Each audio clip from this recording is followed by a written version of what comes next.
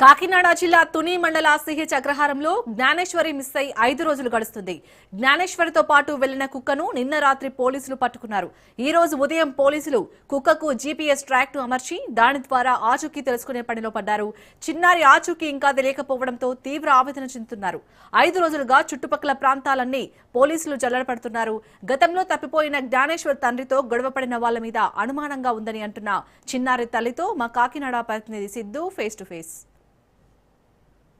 జ్ఞానేశ్వరి ఏదైతే మొత్తం మిస్సింగ్ అయిందని చెప్పొచ్చు.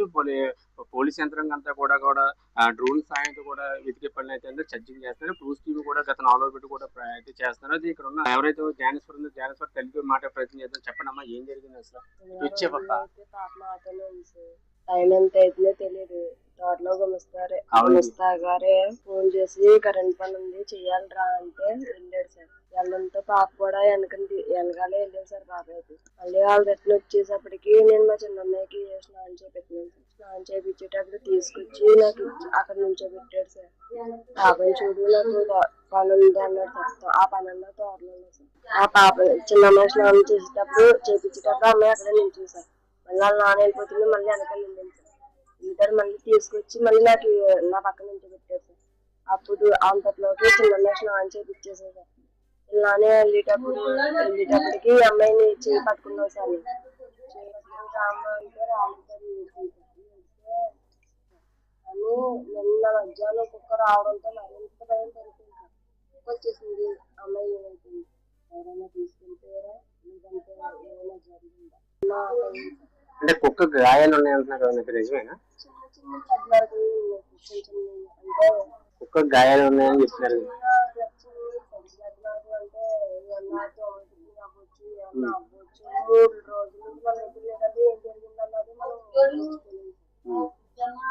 నాది కనిపించడమే ఫస్ట్ నాకే కనిపించింది. కనిపించడంతో నేను సంతోషపడుతుంది సార్. ఇచ్చేసింది అమ్మాయి భయం లేదు.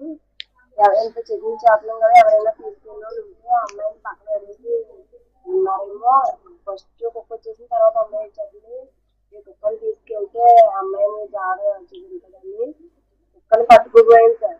కుక్కని పట్టుకుపోతే నేను ఏదో ఒకవేళ నేను దగ్గరికి వెళ్తే కాసేపు కూడా వస్తున్నానేమో అని ఉంచడానికి కట్టించి పారిపోయేటప్పుడు ఎందుకంటే డిపార్ట్మెంట్ వెళ్ళారు. మా అందరు వెళ్ళేటప్పుడు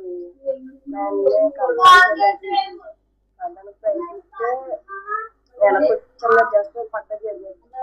పక్క జరగడంతో మళ్ళీ ముందుకు పోయింది సార్. మళ్ళీ ముందుకు పోయి మళ్ళీ అదే తీస్తే మళ్ళీ వెనకొచ్చిన తర్వాత మళ్ళీ పారిపోయింది సార్. ఇప్పుడు ఎవరి మీద మీకు అనుమానం ఉందా? గతంలో ఇలా జరిగింది ఎప్పుడన్నా? ఈ పాప ఎప్పుడన్నా పక్కకి వెళ్ళి కొండకి వెళ్ళినప్పుడు మళ్ళీ వెనక్కి తిరిగి వచ్చిందా? గతంలో ఎలాంటి అనుమానం లేదు సార్.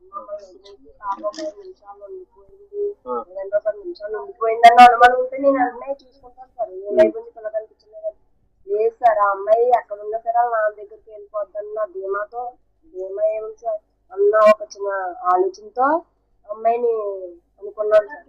అని నాయి నుంచి దానిలోనే ఏ దారిలోనే ఏం జరిగిందో ఏదైతే పాప గత 4 రోజుల పడుకు కనిపించట్లేదు. అయితే గతంలో అయితే ఇప్పుడు కూడా ఇలా జరగలేదు. కొండ మీదకి వెళ్ళిన 40 నిమిషాలు అయితే నాకు కవర్ వచ్చింది. కవర్ వచ్చేసరికి మా ఆయన పాప తప్పిపోయిన టైంలో అయితే బయట ఉన్నాడు. అతని దగ్గర ఉందని ఇప్పటి వరకు నేను అప్పుడు ఆ టైంలో అనుకున్నాను. నా దగ్గర ఉన్న తను అనుకున్నాడు.